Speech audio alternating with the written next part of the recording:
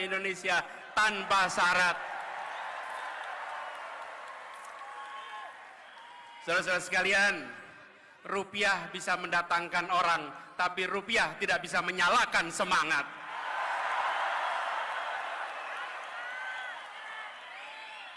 Yang hadir di tempat ini seperti tulisan di situ, relawan tidak dibayar bukan karena tak bernilai, tapi karena tak ternilai harganya.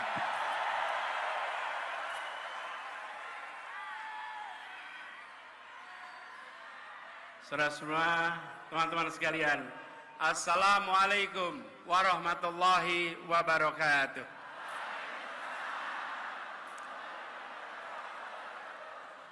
Yang punya kursi boleh duduk. Yang belum punya kursi, berdirilah, tunjukkan punya semangat yang besar. Siap? Selamat siang semuanya. Semangatnya bagaimana?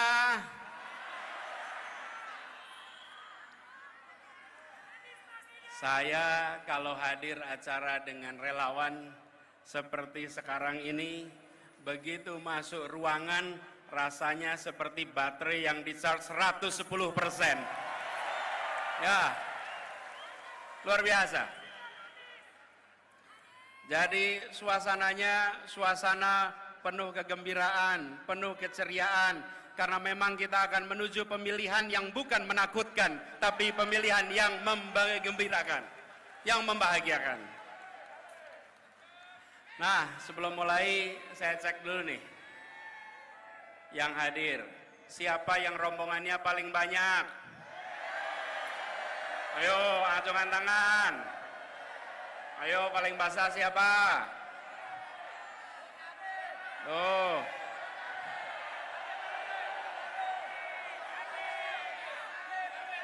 Coba yang di bawah sini. Oh, ada Forkabi. Oleh. Jarnas Siliwangi, oke. Mana lagi nih?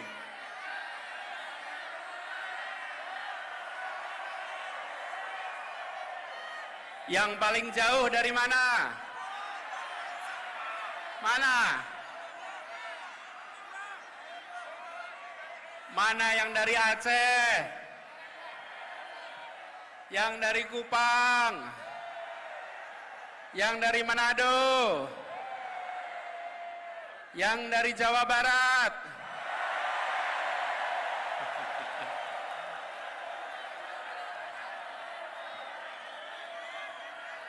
Yang dari Palembang? Yang dari Jawa Tengah?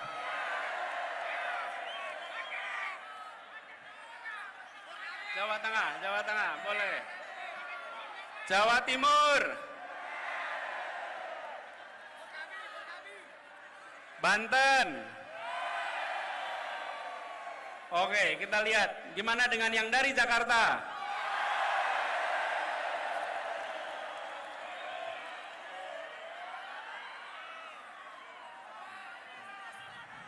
Inilah hebatnya relawan kita. Semua datang swakarsa, semua datang swadana, semua berangkat dengan niat baik. Kami hadir di tempat ini untuk membuat perubahan bagi Republik Indonesia. Kami datang bukan karena bayaran, tapi kami datang karena kami punya kepercayaan untuk Indonesia yang lebih baik. Karena itu, buat teman-teman semua, bagi para relawan semua, kalau boleh saya sampaikan, I love you. And I love you almost full. Kenapa almost full? Kalau saya katakan I love you full, maka tidak ada ruang untuk cinta tumbuh. Betul? Tapi kalau I love you almost full, maka cinta kita insya Allah tumbuh berkembang terus ke depan. Apalagi perjalanan kita makin panjang, masih panjang ke depan. Dan tadi saya katakan bahwa kita menyanyikan Indonesia Raya dengan suasana, dengan suara yang penuh semangat, Karena lagu itu kita nyanyikan dengan rasa cinta. Kita mencintai Indonesia secara tanpa syarat. Kita tidak mensyaratkan saya harus sejahtera untuk cinta, saya harus makmur untuk cinta. Apapun latar belakangnya, apapun kondisinya, kami mencintai Indonesia secara tanpa syarat. Jadi kita akan menjalani perjalanan yang masih panjang. Sekarang kita di bulan Mei, tepatnya 21 Mei, kita menuju ke 14 Februari 2024. Tapi bicara tentang perjalanan, kalau boleh saya cerita sedikit. Cerita boleh ya? Kalau era 90-an namanya sersan, serius tapi santai. Boleh ya? Jadi di bulan Ramadan kemarin, bulan Ramadan yang lalu, bulan puasa, saya melakukan perjalanan yang saya sebut dengan tirakat. Tirakat itu bukan tirakatan ya. Tirakat ini adalah sebuah perjalanan untuk mendengar, untuk menyerap, untuk merasakan suasana terkini yang ada di masyarakat kita. Saya datang ke banyak tempat tanpa kamera, tanpa media, tanpa ditemani siapa-siapa. Seringkali saya hanya datang sendirian, dan masuk satu tempat, masuk ke sebuah warung, tahu-tahu yang punya warung ngeliatin aja. Ini seperti kenal tapi siapa gitu. Kan di pelosok, di banyak tempat. Jadi nyapa juga belum tentu berani. Saya ngobrol dengan masyarakat. Saya mendengar cerita mereka. Dan saya temui mereka bukan untuk selfie dan diposting di pagi hari. Bukan. Saya bukan lari-lari untuk posting foto. Iya. Saya lagi mendengarkan suara mereka. Saya ketemu dengan ibu-ibu, bapak-bapak yang memiliki keinginan masa depan anak-anaknya yang lebih baik. Paling sering saya temui ibu-ibu yang menceritakan, "Pak, anak saya pintar. Pak, anak saya potensial. Pak, berikan kepada kita semua pendidikan yang baik, biar anak-anak kita punya masa depan yang lebih baik." Di Rembang saya ketemu dengan Ibu Fitri yang bercerita tentang bagaimana beliau mengelola TK-nya. Saya ketemu dengan Bu Yuli. Bu Yuli ini pemilik apotek Yap di Pasuruan. Saya juga sempat mampir ke Grobogan. Di situ saya bertemu dengan seorang petani. Jadi kami lagi jalan. Saya lihat para petani sedang bekerja, saya berhenti, mampir. Sendirian saja. Namanya Pak Suwarto. Lalu ketemu Pak Suwarto, salaman. Ketika salaman, saya merasakan melihat tangannya sedang, kalau bahasa Jawa lagi ngerabu. Ngerabu itu memberi apa? Pupuk. Jadi saya tanya, "Pak, gimana kondisi di sini?" "Jadi biasa, Mas. Dari dulu ya begini." Lalu apa situasi yang tersulit? Panjang sebetulnya ngobrolnya. Dia bilang, "Pak, saya ngerepoti urusan pupuk, Pak. Rabuk paling angel, Pak. Arep rabuk, ono sing rabuk subsidi, rabuk non subsidi. Ora kaya zaman biyen. Zaman biyen tinggal ning warung, nggawa ember, langsung iso tuku rabuk. Saiki arep ning warung ditakoni, Pak, jenengan non subsidi apa subsidi?" Terus dia bilang, "Along wong kaya awak dhewe iki ra ndedit, mosok iso bayar sing non subsidi? Ayo mesti subsidi." Terus saya tanya, "Bagaimana kalau besok pun, Pak, dibalik persis zaman biyen mawon, Pak?" Udah selesai ngobrol, saya tanya sebelum pamit, "Pak, sebelum pamit saya ingin mengenalkan diri, tepangaken kula Anies Baswedan." Nah, selama ngobrol dia nggak tahu dengan siapa. Jadi ketika saya bilang tepangaken kula Anies Baswedan, terus dia jawab, "Anies Baswedan, Gubernur DKI?" "Iya, Gubernur DKI." "Kok iso tekan kene?" "Kok bisa sampai sini?" "Ya, kula saweg tirakat, Pak." Terus dia ngasih beberapa pesan-pesan. Saya perhatikan betapa masyarakat yang kita temui menyampaikan kepada kita semua bahwa di masyarakat sana ada suasana sulit, ada suasana menantang, tapi yang sebenarnya lebih mengkhawatirkan adalah serba ketidakpastian. Serba ketidakpastian. Bagaimana yang menanam tidak tahu nanti harga jualnya berapa. Bagaimana yang beternak tidak tahu ongkos produksinya nanti berapa. Bagaimana yang mengurusi pertanian tidak bisa mengetahui seperti apa ongkos-ongkos yang harus dia keluarkan. Begitu juga dengan yang lain-lain. Kami menemukan suasana di mana mereka yang harus pergi, saya datang ke sebuah desa di Wonosobo yang pekerjanya itu banyak pekerja migran. Terus mereka cerita bahwa mereka berangkat tanpa tahu ada jaminan bisa pulang atau tidak. Ada jaminan bisa hidup layak atau tidak. Ketemu dengan anak-anak, ketemu dengan orang tua yang menceritakan kelihatannya masuk kampus negeri sekarang susah, Pak. Karena ternyata harganya juga mahal. Mereka yang kecil seringkali menemukan kesulitan untuk usaha. Tadi di depan banyak UMKM bukan? Karena kita kumpul di sini mengirimkan pesan bahwa penyediaan makanannya pun oleh mereka-mereka yang usahanya mikro dan kecil, bukan yang skalanya besar. Nah, dari sana dalam sebuah perjalanan saya lewat satu tempat sekitar Purwodadi. Ada satu orang yang seperti menghentikan, Pak, sebentar Pak, sebentar, saya berhenti. Terus dia cerita, Pak Anies, masalah di negeri ini, padahal ini di kampung nih, adalah soal mafia Pak.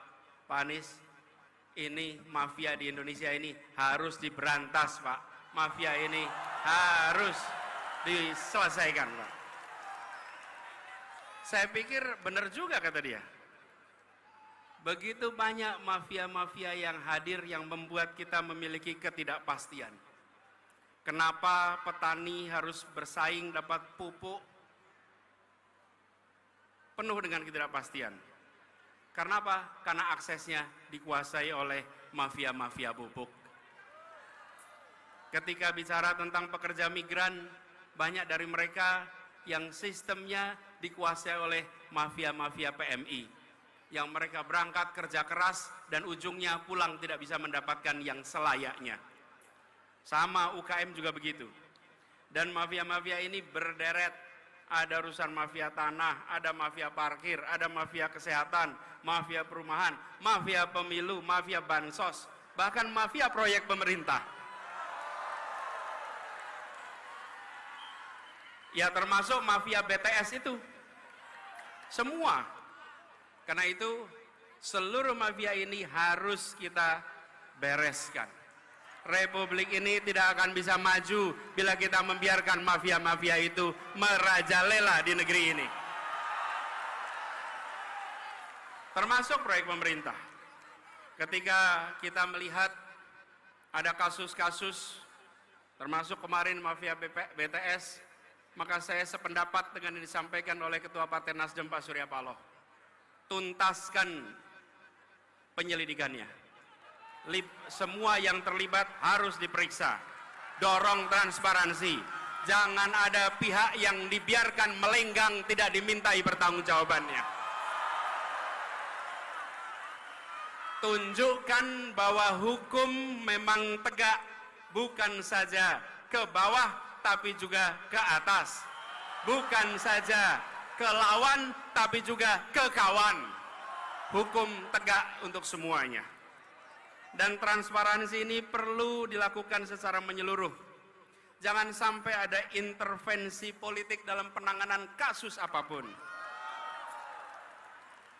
Dan kita sudah menyaksikan banyak kasus-kasus akhir-akhir ini yang jadi perhatian adalah yang viral. Kadang-kadang saya merasa khawatir. Karena begini, kita ini harusnya berani. Saya setuju ketika ada yang dikatakan bahwa kita harus mencari pemimpin yang berani. Setuju. Dan pemimpin berani bukan sekedar berani, tapi berani karena benar. Berani karena membawa kebenaran. Karena pasangannya kata berani itu benar. Kalau tidak benar, dia tak berani. Tapi kalau dia bawa kebenaran, maka siapapun dihadapi dan ridha Allah yang menjadi pegangannya.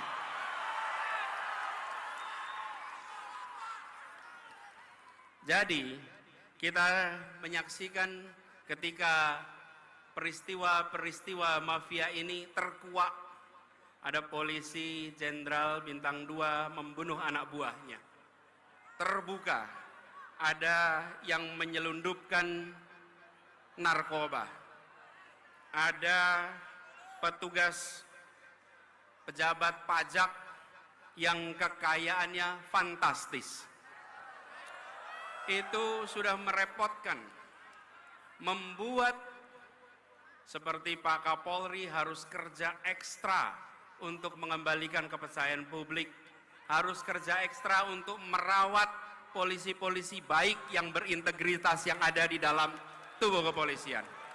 Seperti juga di Kementerian Keuangan, Ibu Menteri keliling sana sini untuk menjaga barisan orang-orang baiknya.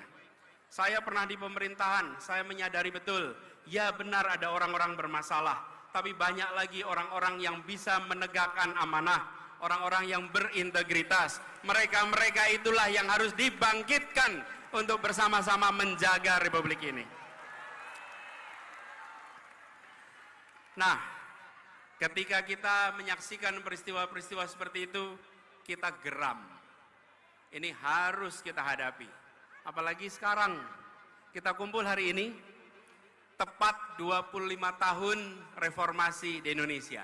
Tepuk tangan untuk para pejuang reformasi kita.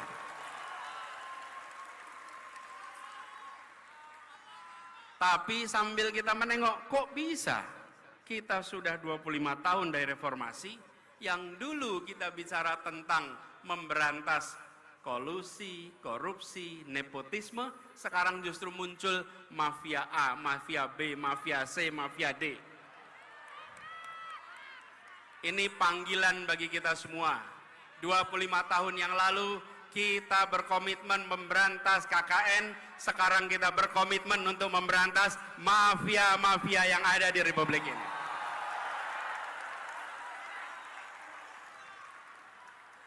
Proses terjadinya itu pelan-pelan.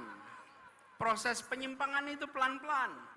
Bila pemimpin-pemimpin dari Republik ini tidak sensitif pada persoalan ini, maka persoalan ini akan secara bertahap merusak Indonesia. Teman-teman sekalian, saya beri ilustrasi ini. Katak nih.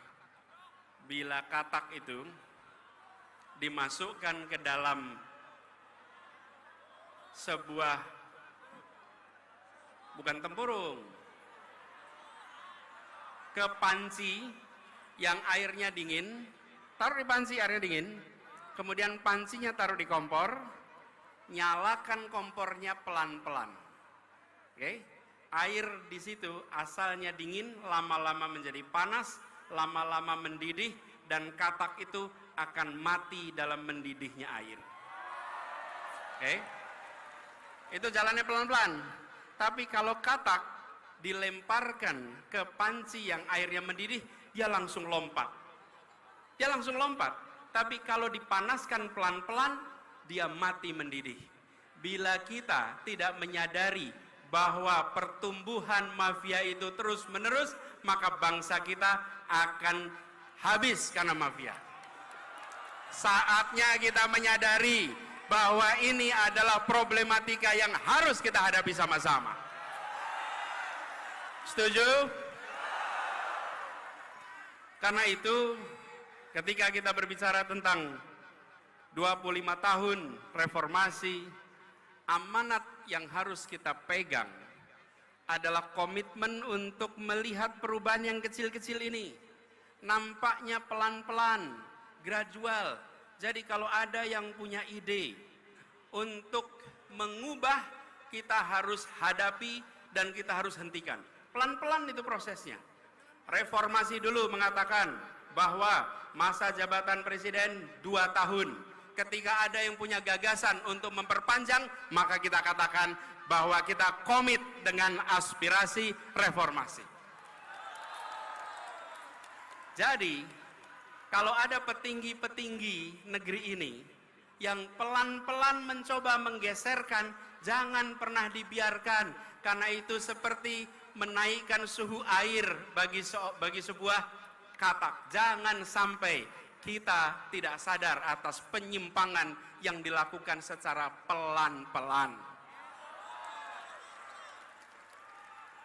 Dan kita harus sadari ini, bahkan kita punya masalah banyak.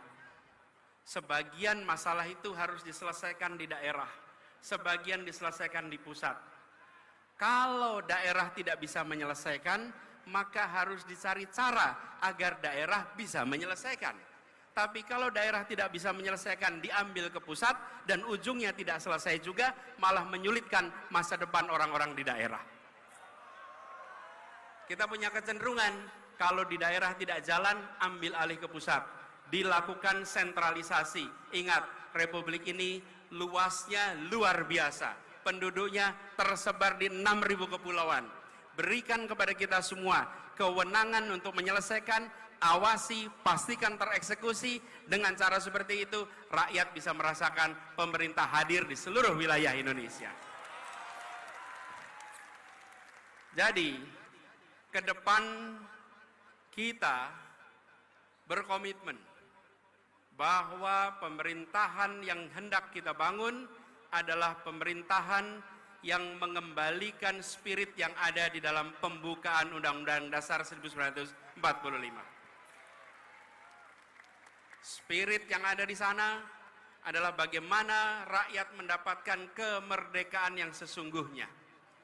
25 tahun yang lalu ketika kita memperjuangkan reformasi, pada saat itu kita berada di dalam suasana ketertekanan. Ekonominya tertekan, kebebasannya tertekan. Hari ini sebagian dari kita merasakan kebebasan yang tertekan. Dulu negara mengatur siapa saja, siapa boleh maju ke caleg, siapa boleh maju ke pilpres, siapa boleh maju wali kota, bupati, semua diatur. Hari ini jangan sampai ada pengaturan siapa yang boleh maju dan siapa yang tidak boleh maju. Karena itu bukan diatur oleh pemerintah, itu diatur oleh partai-partai politik atas aspirasi rakyat. Bila rakyat menginginkan si A menjadi calon, izinkan negara ini memberikan kesempatan kepada mereka untuk memperjuangkannya. Bukan malah negara menghentikan, bukan malah negara melarang. Bahwa negara menjamin kemerdekaan, dan itu yang harus sekarang kita perjuangkan. Jadi kita yang berada di sini adalah kita yang punya aspirasi, dan kita menuntut agar ada kesetaraan kesempatan bagi siapapun di Republik ini. Dan ini juga artinya kepastian kepada mereka yang berusaha. Bayangkan, bila kita tidak memberikan kesetaraan itu, mereka yang di dunia usaha pun mengalami kekhawatiran, mengalami serba ketidakpastian. Ketika sebuah pemerintahan bertugas, dia harus memberikan kesetaraan kepada semua pelaku usaha. Jangan sampai pelaku usaha yang dianggap teman diberi fasilitas, pelaku usaha yang bukan teman tidak diberikan fasilitas.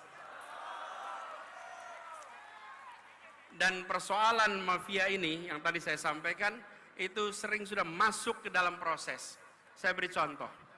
Ketika kami bertugas di Jakarta, ini salah satu ketidakpastian yang harus kita bereskan.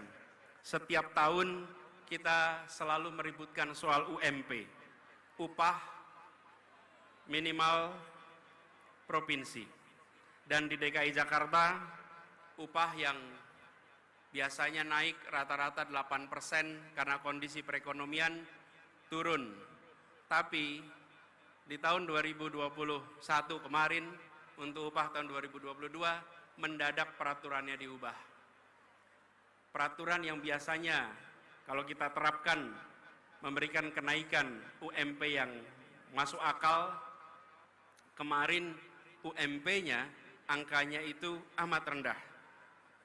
Kalau tidak salah sekitar Rp37.000 kenaikannya. Pada waktu itu saya katakan, tidak mungkin di Jakarta naik upah nilainya 37.000. 37 itu bukan angka yang layak untuk pekerja di Jakarta.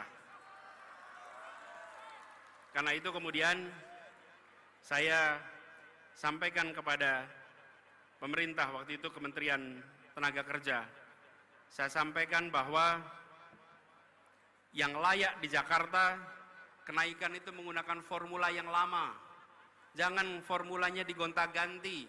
Dan inilah yang disebut sebagai mafia tentang pengupahan yang ada di Indonesia. Tidak boleh kita biarkan. Kami memilih untuk mengambil sikap yang berbeda. Dan ketika memilih sikap berbeda, tentu kita menyadari bagaimana landasan hukumnya. Tapi yang menarik, para pengusaha protes waktu itu. Saya undang pengusahanya ke Balai Kota. 50 pembayar pajak terbesar saya undang. Ketika saya undang, saya sampaikan, Bapak Ibu sekalian yang sekarang sudah menjadi 50 pembayar pajak terbesar. Bapak Ibu lihat, kita semua ini sekarang berkumpul di Balai Kota. Jaraknya hanya 1 kilometer dari Gedung Pancasila, tempat konstitusi kita disusun. Tempat persiapan kemerdekaan kita disiapkan. Pada waktu itu mereka yang berkumpul adalah orang-orang yang makmur, orang-orang yang terdidik. Tapi mereka memilih mendirikan sebuah negeri yang prinsipnya menghadirkan keadilan sosial bagi seluruh rakyat Indonesia. Sekarang di sini, yang kumpul di sini, Bapak Ibu, saya ingin tanya, 40 tahun yang lalu Bapak Ibu di mana? 50 tahun yang lalu Bapak Ibu di mana? Kita semua 40 tahun yang lalu, 50 tahun yang lalu bukan siapa-siapa. Republik ini sudah memberikan kesempatan Bapak Ibu sekalian menjadi 50 pembayar pajak terbesar karena Republik ini memberikan kesempatan kepada Bapak Ibu sekalian. Sekarang berikan kesempatan pada para pekerja untuk mereka bisa mendapatkan kesetaraan masa depan. Sebagaimana Bapak Ibu sekalian mendapatkannya. Ini soal kita bergiliran masing-masing memberikan kesempatan. Dan ketika kita mengirimkan pesan kesetaraan itu, ini yang menarik. Para pengusaha itu setelah ngobrol pulang dan mereka bilang, Pak Gub, kami setuju dengan prinsip yang Bapak pegang. Kita sama-sama bergerak untuk Indonesia. Bapak Ibu sekalian, ketika kita bicara tentang nilai-nilai, maka semua akan terpanggil. Itulah sebabnya hari ini kita berjuang, karena kita membawa nilai-nilai dan kita ingin memanggil semuanya untuk berjuang bersama kita.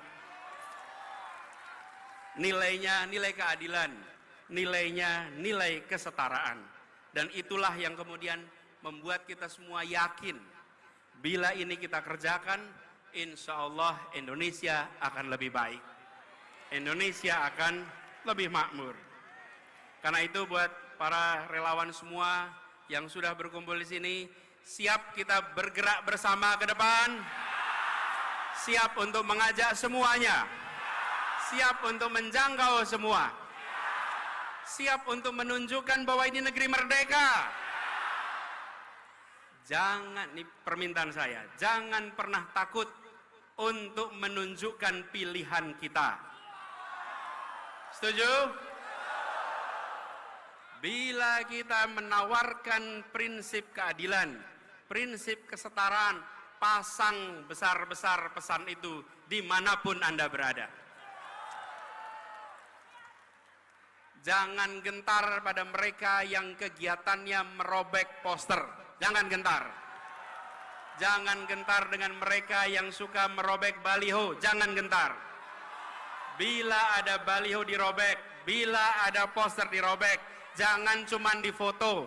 berikan laporan ke kepolisian, nanti kita tunjukkan siapa yang menghargai pendapat dan aspirasi di Republik ini.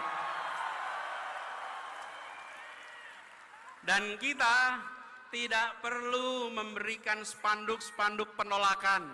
Kita sambut kedatangan siapa saja sambil mengatakan kami siap untuk disandingkan, kami siap untuk dibandingkan.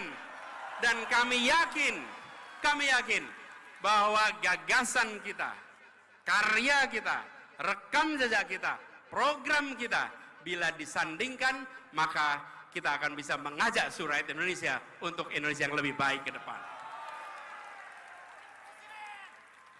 Jadi, teman-teman semua, para relawan yang saya cintai, ini bukan sekedar sebuah perjuangan elektoral. Ini juga bukan sekedar pertontonan.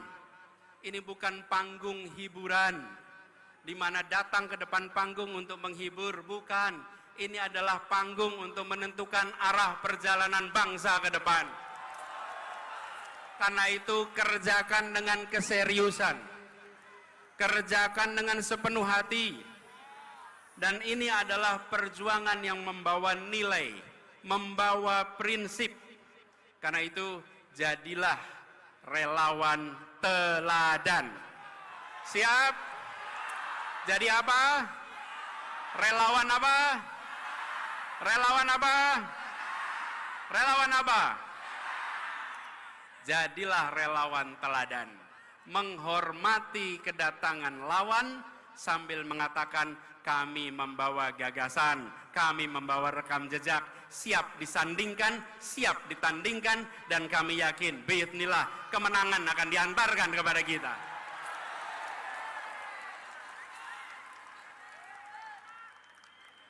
Karena itu buat semuanya para pejuang yang berkumpul di sini, kalau mengalami cobaan, mengalami tantangan, semakin besar tantangan, maka orang-orang tangguh akan bisa melewatinya. Kalau kita ketemu dengan tantangan, maka kita tidak menghindar. Kalau kita ketemu tantangan, kita tidak sembunyi, tapi kita hadapi. Kita apa? Kita hadapi. Karena itu saya kalau boleh saya bertanya kepada semuanya nih.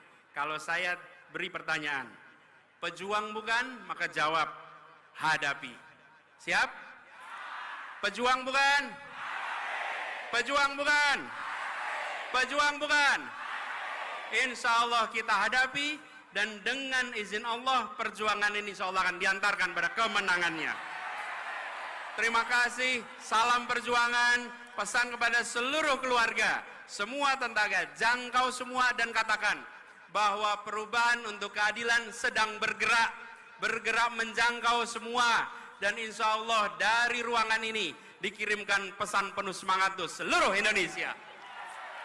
Assalamualaikum warahmatullahi wabarakatuh. Terima kasih sudah nonton, jangan lupa like, subscribe, dan share ya.